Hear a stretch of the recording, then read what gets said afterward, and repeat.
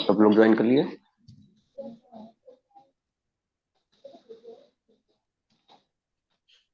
चलिए स्टार्ट करते हैं। हम लोगों ने परसों के लास्ट क्लास में कहा पढ़ा था, हमने पढ़ा था कि रासायनिक अभिक्रिया क्या होती है। तो इसका हमने परिभाषा क्या दी थी? ऐसे परिवर्तन जिसमें नए गुणों वाले पदार्थों का निर्माण होता है उसे हम रासायनिक अभिक्रिया कहते हैं। इसका उदाहरण क्या लिया था? हमने हमने लिया था कि अगर किसी कागज को हम जलाते हैं तो क्या होगा। तो इसको हमने शब्द में लिखा था। शब्द समीकरण कैसे लिखा था हमने? कागज प्लस वायु से क्रिया, जब वायु में क्रिया होगी तो वायु में हमारा क्या होता है? ऑक्सीजन। तो हमको क्या दे देगा? ये कार्बन डाइऑक्साइड। फिर इस शब्द समीकरण को जब हम रासायनिक क्रिया में लिखते हैं, कार्बन को हमने सी लिया, ऑक्सीजन को हमने O2 लिया, जो हवा में जला, तो हम क्या मिल जाएगा? नया पदार्थ CO2। और इस पूरी प्रक्रिया को हम क्या कहते हैं? रासायनिक समीकरण, जब हम इसको शब्दों में लिख देते हैं। फिर इसके बाद हमने जाना था कि अभिकारक क्या होते हैं। अभिकारक हमारे क्या होते हैं? अभिकारक ऐसे पदार्थ जो किसी रासायनिक अभिक्रिया में हिस्सा लेते हैं उन्हें हम क्या कहते हैं? अभिकारक। और उनको दिखा दर्शाते किससे? हम लोग आर बना के कोष्टक में रख देते हैं, तो उससे हम अभिकारक को दर्शाते हैं, जिसमें हमारा कार्बन और ऑक्सीजन जब ये अभिक्रिया करेंगे तभी हमारा उत्पाद मिलेगा। तो ये हमारे क्या थे? अभिकारक, कार्बन और ऑक्सीजन। फिर उसके बाद हमने क्या देखा था? उत्पादक क्या होते हैं? उत्पादक ऐसे पदार्थ होते हैं जिनका निर्माण रासायनिक अभिक्रिया में होता है।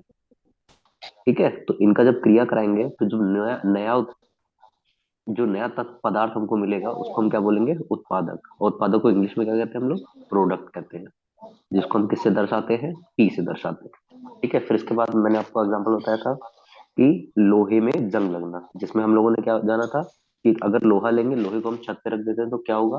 रात 3-4 दिन में उसके साथ में क्रिया होगी, हवा के साथ में, पानी के साथ में, ओस अगर गिरी है फिर क्या हो जाता है? उसमें जंग लग जाती है। जिसका फॉर सूत्र क्या होता है? लोहे का होता है Fe। छत पर रखा है तो हवा के साथ प्रक्रिया करेगा, प्रक्रिया करेगा तो ऑक्सीजन और प्लस पानी भी कुछ मिलेगा तो H2O। इसकी जब प्रक्रिया होगी, ये हमारे अभिकारक जब क्रिया करेंगे तो क्या हमको मिलेगा? जंग लग जाएगी लोहे में। जंग लगने का सूत्र क्या होता है? Fe2O3 .2H2। यहाँ तक सबका क्लियर हो गया था। फिर इसके बाद हम लोगों ने संतुलित करना सीखा था। हम लोगों ने बहुत सारी इक्वेशनों को संतुलित किया था। अब हम उसके आगे चलते हैं।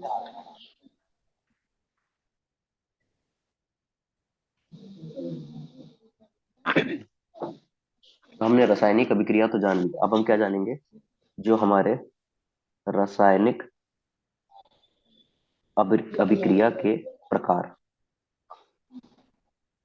ठीक है, तो हम क्या पढ़ेंगे? रासायनिक अभिक्रिया के प्रकार।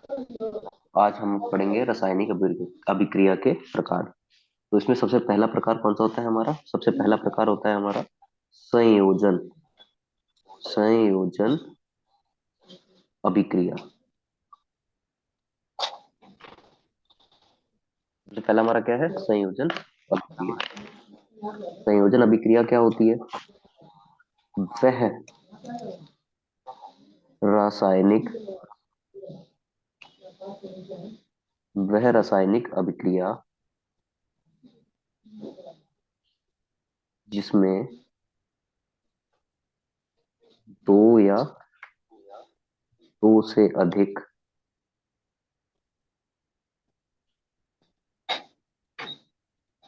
अभिकारक मिलकर एक उत्पाद बनाते हैं। क्या करते हैं? एक उत्पाद बनाते हैं।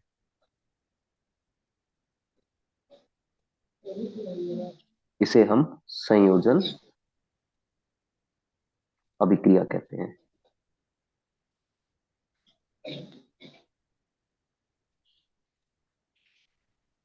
क्या होता है संयोजन अभिक्रिया? क्या होता है? ये इसका एक प्रकार है। हमारे जो रासायनिक अभिक्रिया होते हैं इसके काफी प्रकार होते हैं। तो सबसे पहला प्रकार कौन सा है हमारा? संयोजन अभिक्रिया। ये क्या होता है?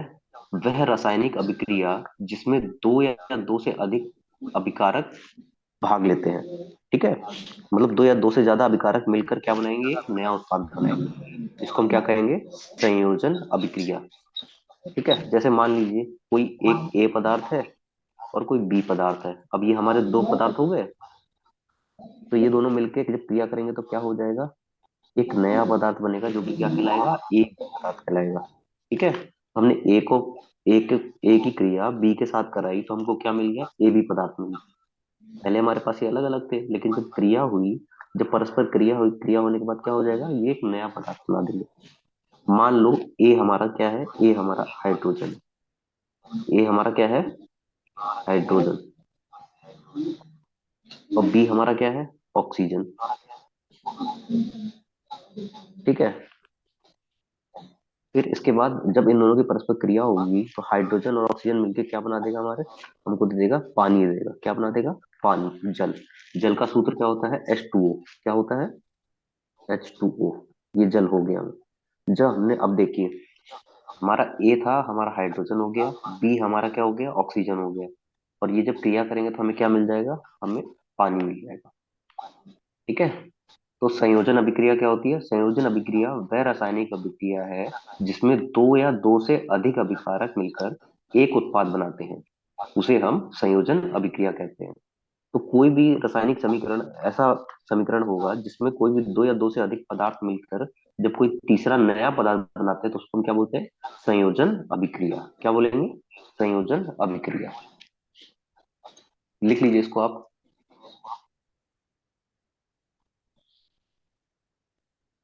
ये ज्योति का माइक खुला है, जरा बेटा बंद कर लो आप अपना, माइक ऑफ कर लीजिए।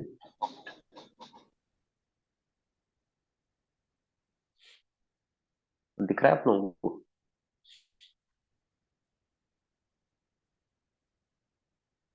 संयोजन अभिक्रिया वह रासायनिक अभिक्रिया जिसमें दो या दो से अधिक अभिकारक मिलकर एक उत्पाद बनाते हैं,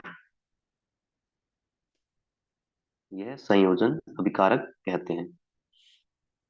उदाहरण के लिए A+B हमको क्या देता है, AB। ए हमारा हो गया हाइड्रोजन, बी हमारा हो गया ऑक्सीजन, हमको क्या मिल जाएगा, H2O, जो कि हमारा जल का सूत्र होता है। तो पानी हमारा किससे मिलकर बना होता है, हाइड्रोजन और ऑक्सीजन से मिलकर बना होता है।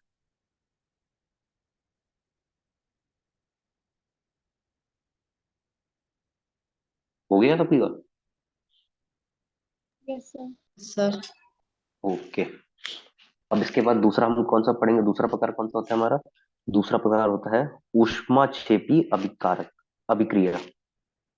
ऊष्मा क्षेपी अभिक्रिया। अब ये क्या होता है, वह रासायनिक अभिक्रिया जिसमें ऊष्मा का उत्सर्जन होता है, ऊष्मा क्षेपी अभिक्रिया कहलाती है। मतलब कि जिससे हमें ऊष्मा, मतलब आग, जो गर्मी होती है, उसका उत्सर्जन हो रहा है, तो उसको हम क्या बोलेंगे, ऊष्मा क्षेपी अभिक्रिया। ये क्या होता है, वह रासायनिक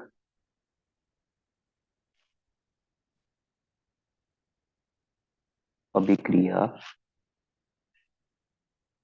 जिसमें ऊष्मा का उत्सर्जन होता है, वह ऊष्मा क्षेपी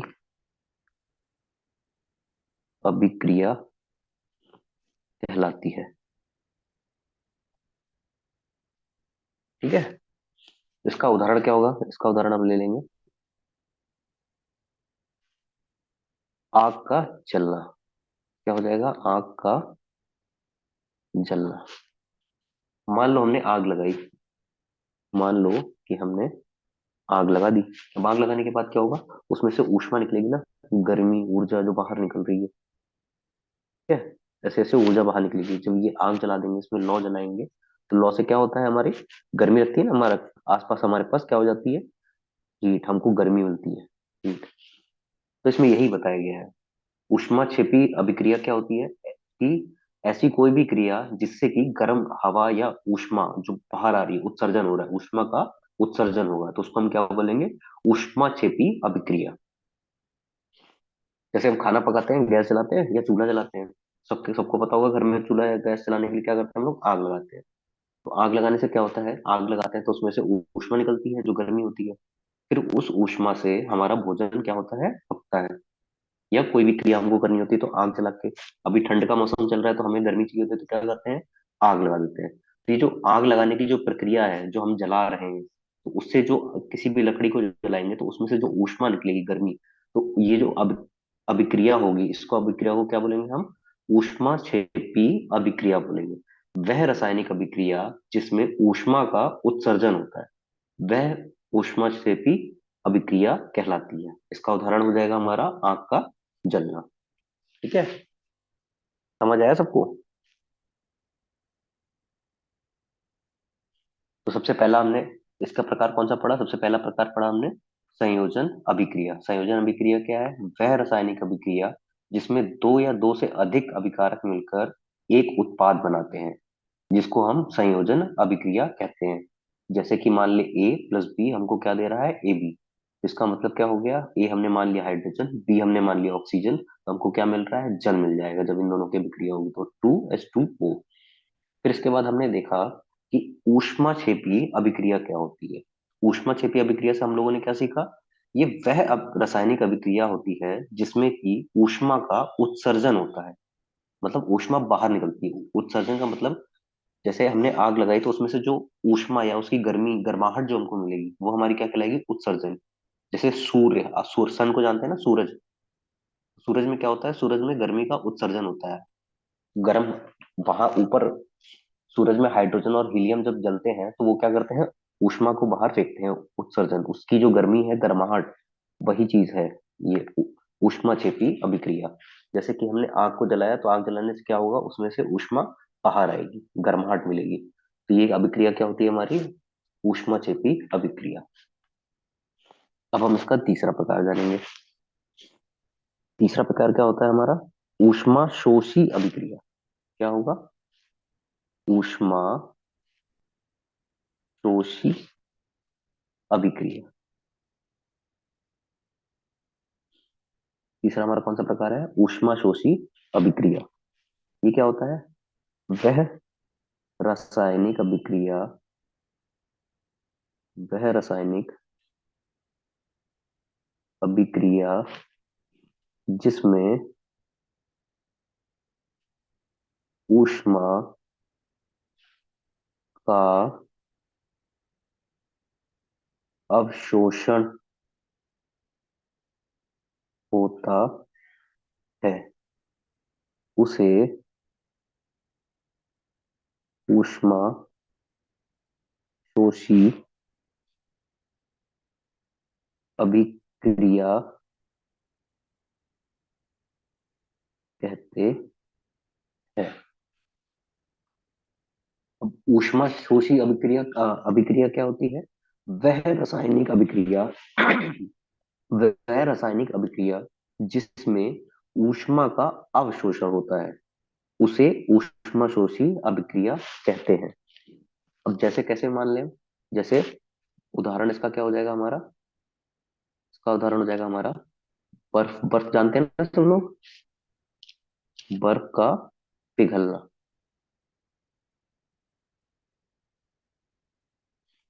बर्फ का पिघलना कैसे हो जाएगा, ऊष्माशोषी अभिक्रिया। और हमने इसके पहले वाला क्या पढ़ा था हमने, ऊष्मा शेपी। एक ऊष्मा शेपी हो गया और दूसरा ऊष्मा शोषी। तो ऊष्मा शोषी अभिक्रिया क्या है, वह रासायनिक अभिक्रिया जिसमें ऊष्मा का अवशोषण होता है, उसे हम ऊष्मा शोषी अभिक्रिया कहते हैं। उसका उदाहरण क्या हो जाएगा हमारा, बर्फ का पिघलना। मान लो मैंने क्या किया, मैंने एक बर्फ का टुकड़ा लिया ऐसे, उसको क्या किया, बाहर निकाल के फ्रिज के रख दिया। अब फ्रिज से जब हमने इसको बाहर निकाला बर्फ को, तो हम क्या देखेंगे कि जो उसमें बाहर की गर्मी है, गर्मी क्या हो रही है, गर्मी बर्फ को लग रही है। बर्फ तो ठंड थी, बर्फ कब जमती है, जब वो ठंडा होता है। तो हमने बर्फ को जैसे ही बाहर निकालेंगे तो बर्फ का पिघलना चालू हो जाएगा। तो हमने क्या देखा, बर्फ से पानी बनना चालू हो गया। अब ये पानी बनना क्यों चालू हुआ, क्योंकि जो ऊष्मा है, जो बाहर की गर्मी है, वो बाहर की गर्मी क्या कर रही है, बर्फ के अंदर जाकर उसको क्या कर रही है, पिघला रही है, बर्फ को पिघला रही है। यहाँ पे जो गर्मी है वो बर्फ के अंदर जाके उसको पिघला रही है। और यहाँ हमने क्या पढ़ा था, ऊष्मा शेपी में क्या पढ़ा था, कि जहाँ आग जलाते हैं तो आग से जो ऊष्मा उत्पन्न हो रही है, जो गर्मी उत्पन्न हो रही है, वो बाहर की तरफ निकल रही है। तो जो बाहर निकल रही है उसको हम क्या बोलते हैं, उत्सर्जन। उत्सर्जन, उसको हम क्या बोलते हैं? उत्सर्जन। ठीक है। इसको इंग्लिश में क्या कहते हैं? इंग्लिश में इसको बोलते हैं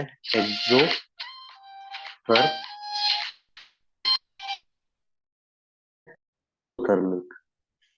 ठीक है, उत्सर्जन को हम इंग्लिश थर्मिक और क्या बोलते हैं?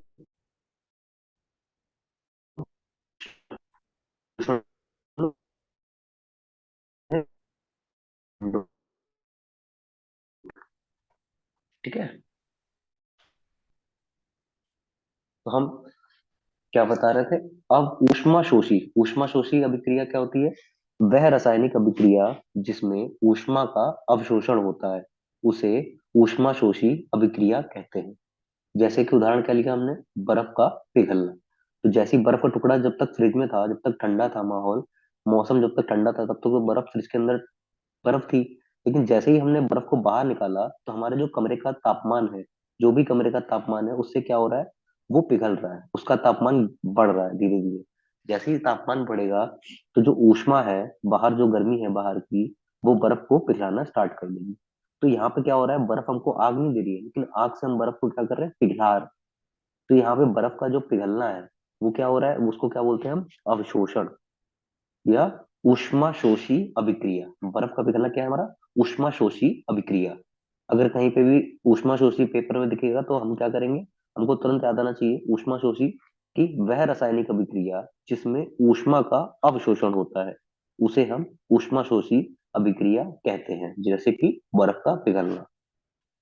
और इसको इंग्लिश में क्या कहते हैं? अवशोषण को हम एंडोथर्मिक क्या बोलते हैं? एंडोथर्मिक। इसको लिख लीजिए आप लोग। ऊष्माक्षेपी अभिक्रिया लिखिए।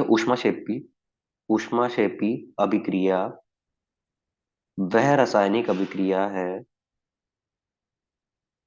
जिसमें ऊष्मा का उत्सर्जन होता है। मतलब कि जो ऊष्मा है, वो गर्माहट हमको बाहर मिल रही है, वह ऊष्माक्षेपी अभिक्रिया कहलाती है। उदाहरण, आग का जलना। सभी लोग लिख रहे हैं ना? यस और no? Yes sir. Yes sir. Okay sir. Okay, ठीक है ठीक है, लिखिए लिखिए। फिर आग का जलना, ऐसे फिगर बना लेना, इसको पिक्चर बना लेना छोटी सी, नीचे गोला बना के उसमें आग, और आग क्या हो रही है? बाहर निकल रही है। जिसमें आग बाहर निकलेगी तो उसको हम क्या बोलेंगे? ऊष्मा शेपी। ऊष्मा शेपी।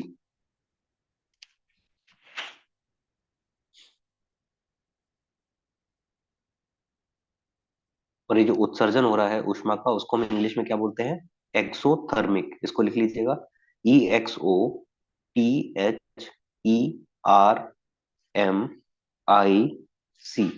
एक्सोथर्मिक। उत्सर्जन का मतलब क्या होता है? एक्सोथर्मिक। मतलब कि गर्माहट बाहर, गर्मी बाहर निकल रही है, उसको हम क्या बोलेंगे? उत्सर्जन, एक्सोथर्मिक। ऊष्माक्षेपी अभिक्रिया वह रासायनिक अभिक्रिया जिसमें ऊष्मा का उत्सर्जन होता है, वह ऊष्माक्षेपी अभिक्रिया कहलाती है। जिसका उदाहरण क्या है हमारा? आग का जलना। ये हो गया सबका? Yes sir. ठीक है। अब इसके बाद हमने क्या पढ़ा था? ऊष्मा शोषी। ऊष्मा शोषी अभिक्रिया।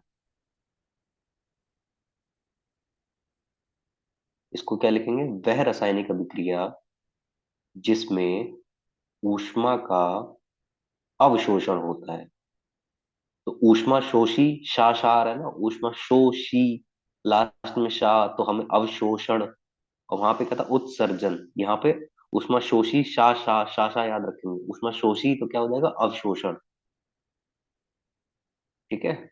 वह रासायनिक अभिक्रिया जिसमें ऊष्मा का अवशोषण होता है, उसे ऊष्मा शोषी अभिक्रिया कहते हैं। जिसका उदाहरण बर्फ का पिघलना। इसमें क्या हो रही है, ऊर्जा जो है, जो ऊष्मा है, वो बर्फ के अंदर जाके उसको पिघला रही है। और ऊष्मा छेपी में क्या था कि जो ऊष्मा थी, गर्मी थी, वो बाहर आ रही थी।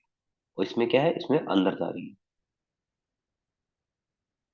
फिर ये पिक्चर बना लेना, पिक्चर बनाने के बाद अंदर बर्फ, इसको लिख लो बर्फ, इसको आप लिख लो बर्फ, ऐसे इंडिकेट करके, एरो करके आप इसको बर्फ लिख लीजिए।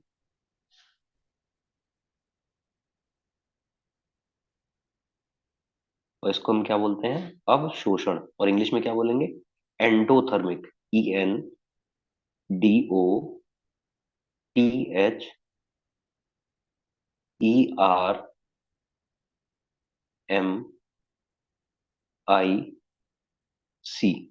इसको क्या बोलेंगे, एंडोथर्मिक।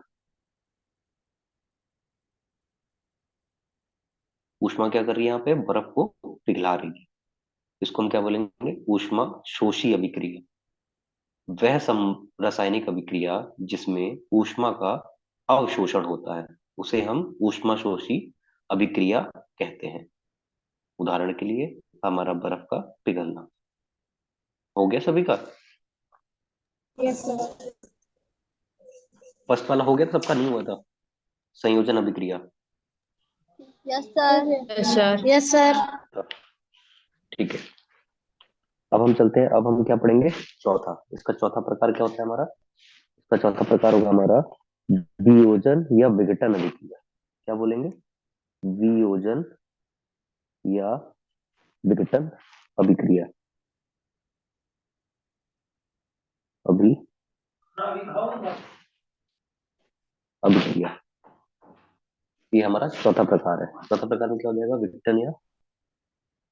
विघटन या वियोजन अभिक्रिया। ये क्या होता है, वह रासायनिक अभिक्रिया, वह रासायनिक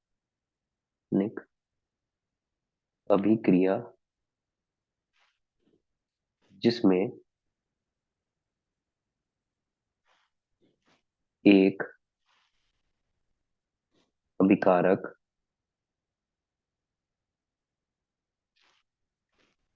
दो या दो से अधिक उत्पादों में टूटता है। क्या करता है, टूट जाता है। इसे वियोजन या विघटन अभिक्रिया कहते हैं। ये क्या हो गया, चौथा प्रकार क्या है हमारा, वियोजन या विघटन अभिक्रिया। ये क्या होता है, वह रासायनिक अभिक्रिया जिसमें एक अभिकारक दो या दो से अधिक उत्पादों में टूटता है, इसे हम वियोजन या विघटन अभिक्रिया कहते हैं। ठीक है, मतलब कि कोई भी एक उत्पाद होगा, अगर उसको हम तोड़ेंगे तो टूटने से क्या होगा, वो दो या दो से अभिकारक में मिलेगा। जैसे कि इसका उदाहरण क्या ले लेंगे हम, इसका उदाहरण ले लेंगे हम 2H2O2। ठीक है, सॉरी, 2H2O2 को क्या बोलते हैं हम, हाइड्रोजन पर ऑक्साइड। ठीक है, ये हमारा हो गया उत्पाद। क्या हो गया, उत्पाद। अब इसको हम जब तोड़ेंगे तो क्या मिलेगा हमको, 2H2O प्लस O2। मतलब कि इसको तोड़ने पे हमें क्या मिल रहा है, पानी मिल रहा है और ऑक्सीजन मिल रहा है। ठीक है, ये हमें दो, ये हमारे क्या है, ये अभिकारक है। ये मैंने पहले पढ़ाया था ना आपको, कि कोई भी दो अभिकारक मिलकर क्या बनाते हैं, एक उत्पाद बनाते हैं। इसको लिख लीजिए आप लोग, वियोजन या विघटन अभिक्रिया। तो वियोजन या विघटन अभिक्रिया क्या होती है, कोई भी उत्पाद या वह रासायनिक अभिक्रिया जिसमें एक अभिकारक दो या दो से अधिक उत्पादों में टूटता है, इसे वियोजन या विघटन विक्रिया कहते हैं। ठीक है, जैसे कि हम मान ले कि एक बड़ा अभिकारक है हमारे पास 2H2O, इसको हम क्या कर रहे हैं, इसको ब्रेक कर रहे हैं, इसको ये टूटेगा तो क्या मिल जाएगा हमको, दो दो अणु किसके मिल जाएंगे, पानी मिलेगा और प्लस हमें क्या मिल जाएगा, ऑक्सीजन मिलेगा। ठीक है, इसको लिख लीजिए आप लोग, वियोजन या विघटन अभिक्रिया वह रासायनिक अभिक्रिया जिसमें एक अभिकारक दो या दो से अधिक उत्पादों में टूटता है, इसे वियोजन या विघटन अभिक्रिया कहते हैं। इसका उदाहरण क्या हो जाएगा हमारे पास, 2H2O gives 2H2O plus O2। अब 2H2O2 क्या होता है हमारा, हाइड्रोजन पर ऑक्साइड।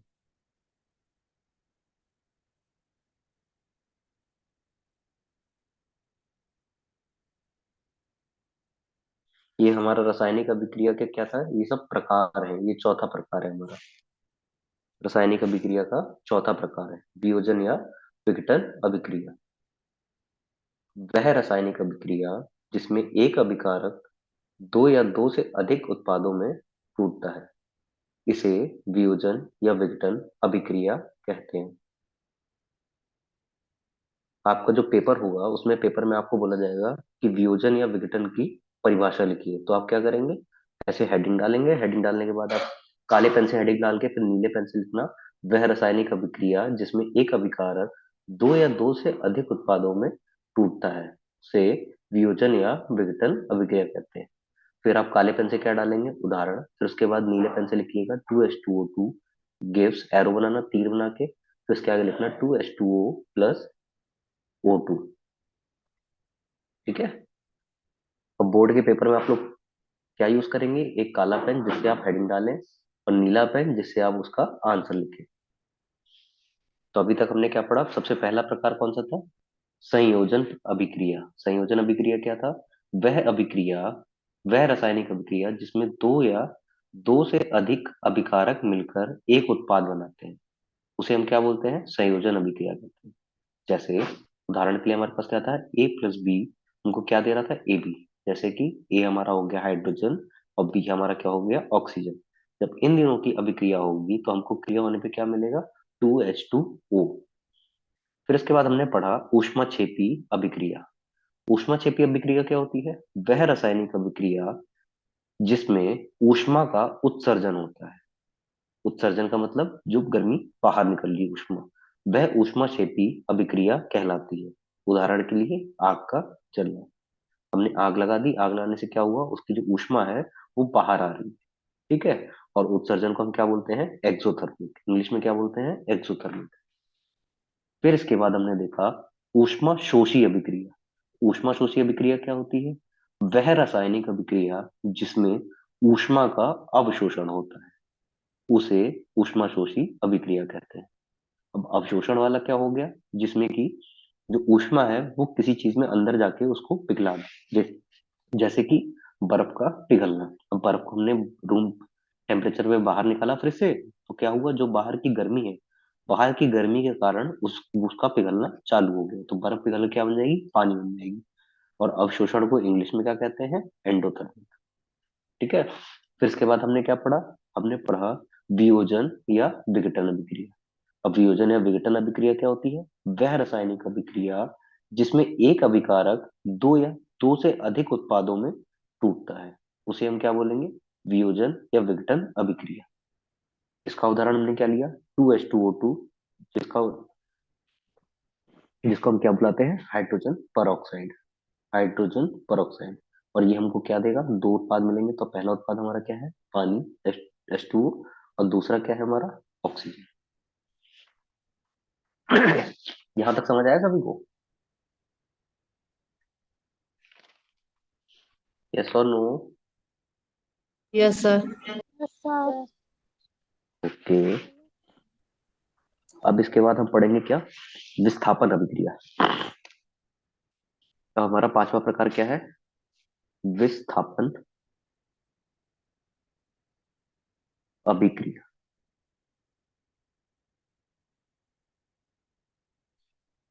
तो विस्थापन अभिक्रिया क्या होती है, वह रासायनिक अभिक्रिया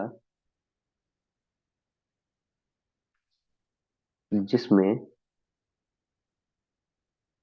अधिक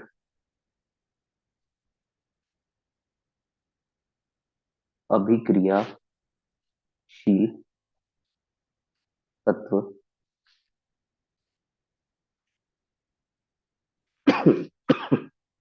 कम अभिक्रियाशील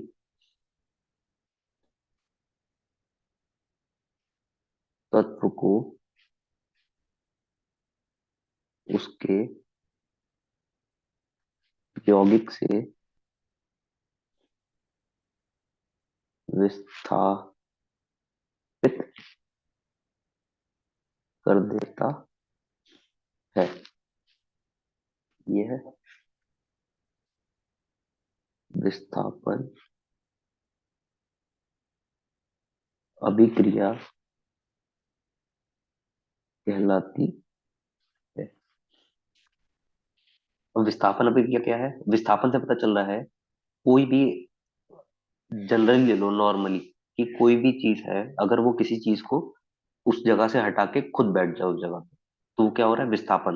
मतलब कोई अगर फर्स्ट बेंच पे बैठता है आके आगे, और अगले दिन कोई जो पीछे बैठता है वो आके अगर पहली सीट पे आपकी जगह बैठ जाए, तो क्या होगा? विस्थापन। क्यों? क्यों? उसने अपनी जगह बदल दी। वो पीछे बैठता था, लेकिन पीछे से वो क्या हुआ? आगे आकर बैठने लगा। तो यहाँ पे क्या क्या हुआ? विस्थापन हुआ। वो पीछे बैठता था, पीछे से आगे आने लगा। और इसको रासायनिक में पढ़ेंगे तो क्या बोलेंगे? विस्थापन अभिक्रिया क्या होगी? वह रासायनिक अभिक्रिया जिसमें अधिक अभिक्रियाशील, मतलब जो ज्यादा मजबूत होगा या अभिक्रिया कर सकेगा, वह तत्व कम अभिक्रियाशील तत्व को उसके यौगिक से विस्थापित कर देता है। यह विस्थापन अभिक्रिया कहलाती है। जैसे कि मान लो हमने एक बीकर लिया या एक गिलास लिया, उसमें क्या किया हमने? कांच का गिलास लिया, इसमें हमने क्या किया? इसमें हमने एक केमिकल CuSO4 मिलाया, और क्या किया? इसमें एक कील डाल दी। क्या किया हमने? एक कील डाल दी। तो यहाँ पे जो लोहा है, यहाँ पे जो लोहा, कील हमारी क्या होगी? कील हमारी लोहा होगी। तो लोहे का फॉर्मूला क्या होता है? Fe। और ये हमारा सॉल्यूशन है CuSO4। ठीक है, तो क्या हो गया? Fe iron plus CuSO4। हमने क्या किया? इनको छोड़ दिया सॉल्यूशन में, कील को CuSO4 के सॉल्यूशन में छोड़ दिया। तो क्या होगा? इसमें कुछ देर बाद क्रिया होना चालू हो जाएगी। तो जब क्रिया होगी तो क्या हो जाएगा? हमारा हमारा जो सॉल्यूशन था CuSO4, और जो हमारी कील थी, जो हमने सॉल्यूशन में डाल रखी थी, जो कि लोहा था, इसमें क्या हो जाएगा? जो हमारा कील है, कील पे क्या होगा? जो ये कॉपर कॉपर का सॉल्यूशन था हमारे पास, ये क्या हो जाएगा? ये इस पे रिएक्ट कर जाएगा, ये इसकी जगह ले लेगा। और जो सॉल्यूशन था CuSO4, उसका क्या हो जाएगा हमारा? वो हमारा FeSO4 बन जाएगा। क्या हो जाएगा? FeSO4। मतलब विस्थापन हो रहा है, मतलब लोहा किसकी जगह ले ले रहा है? कॉपर की। ठीक है, और कॉपर कहाँ जा रहा है? लोहे पे। यहाँ जो सॉल्यूशन के अंदर जो हमारा कलर चेंज हो जाएगा कील का, जितना हमारा कील डूबा होगा पानी में, या जो सॉल्यूशन है हमारे पास CuSO4, इसमें जो कील डूबी होगी उसमें क्या होगा? विस्थापन हो जाएगा। जो हमारा लोहा था, लोहे पे क्या आ जाएगा? कॉपर आ जाएगा, Cu।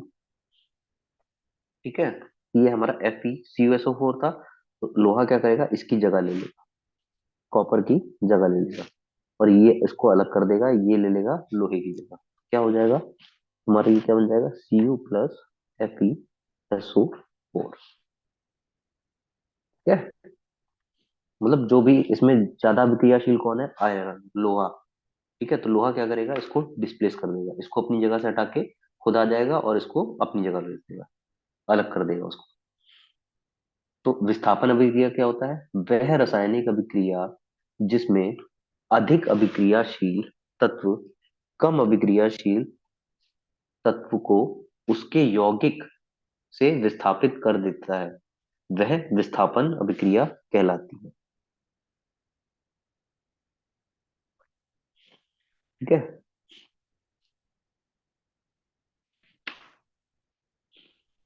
ये हमारा CuSO4 क्या है?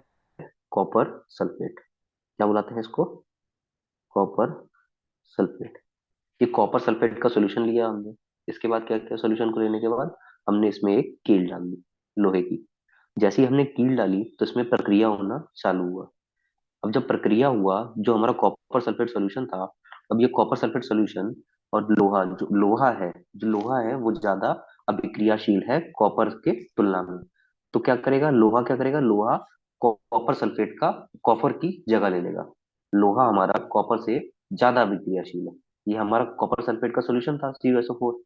CuSO4 का रासायनिक नाम क्या है? सब लोग लिख लो कॉपी में, कॉपी में लिखे सब लोग। CuSO4। आप ऐसे कॉपी में लिखिए CuSO4, एरो बना के तीर बना के लिखिए कॉपर सल्फेट। ठीक है, ये सूत्र होता है कॉपर सल्फेट। अगर कहीं लिखा होगा तो आप क्या पढ़ेंगे? CuSO4। कॉपर सल्फेट अगर कहीं दिया होगा तो आप क्या पढ़ेंगे? CuSO4। और CuSO4 कहीं दिया होगा तो क्या पढ़ेंगे? Copper sulphate. ठीक है, लिख लिया सभी ने? तो हमारा यस सर। कॉपर सल्फेट का सोल्यूशन था। हमने क्या किया, हमने इसमें कील डाली। लेकिन जो कील लोहा है हमारा, ये ज्यादा अभिक्रियाशील है किससे? कॉपर सल्फेट के सॉल्यूशन से। तो इसने कॉपर को वहां से विस्थापित कर दिया। उसने क्या किया? कॉपर को विस्थापित कर दिया। तो कॉपर क्या हो गया? कॉपर जितना हमारा कील हमारा इसके कॉपर सल्फेट सॉल्यूशन में डूबा हुआ था, वो उसमें जाके चिपक गया। चिपक गया या उसके साथ क्रिया कर ली। और जो आयरन लोहा था हमारा, वो क्या करेगा? वो FeSO4 यहाँ पे क्या बन जाएगा हमारा? आयरन सल्फेट का सॉल्यूशन बन जाएगा। क्या बन जाएगा? आयरन सल्फेट का सॉल्यूशन। ठीक है। तो अब इस क्रिया को, ये जो हमने शब्द में क्रिया बोली, इसको हम जब रासायनिक अभिक्रिया में लिखेंगे तो कैसे लिखेंगे समीकरण में? सबसे पहले हम कील, Fe लोहा कील मतलब कील जो थी हमारी, कील हमारी यहाँ पे क्या है? लोहा। तो लोहे का सूत्र क्या होता है हमारा? लोहे का सूत्र होता है Fe। और CuSO4 क्या है हमारा? CuSO4 है हमारा कॉपर सल्फेट। ठीक है, CuSO4 क्या है हमारा? Copper sulphate. और Fe हमारी क्या थी? कील। कील जो हमने सॉल्यूशन में डाली थी। तो लोहे को कैसे डिनोट करते हैं हम लोग? Fe से दर्शाते हैं। किससे दर्शाते हैं? Fe से। और कॉपर सल्फेट का रासायनिक सूत्र क्या होता है? CuSO4। तो यहाँ पे जो लोहा है वो कॉपर से ज्यादा अभिक्रियाशील है। क्या है? ज्यादा अभिक्रियाशील है। तो ये क्या करेगा? इसको विस्थापित कर देगा उसकी जगह से। तो जब आगे रिएक्शन हुआ, जब अभिक्रिया हुई, तो अभिक्रिया में क्या हुआ? अब लोहा जो है वो कॉपर की जगह ले लेगा। तो लोहे को हमने कहाँ लिख दिया? Cu की जगह। लोहे को Cu की जगह लिखा तो क्या बन गया हमारा? यहाँ पे CuSO4 था तो यहाँ पे क्या हो जाएगा? FeSO4। और कॉपर फिर बाहर निकल जाए, कॉपर को विस्थापन कर दिया कॉपर का, तो कॉपर एक जगह से हट के दूसरी जगह आ गया। ठीक है, इसको लिख लीजिए सब लोग।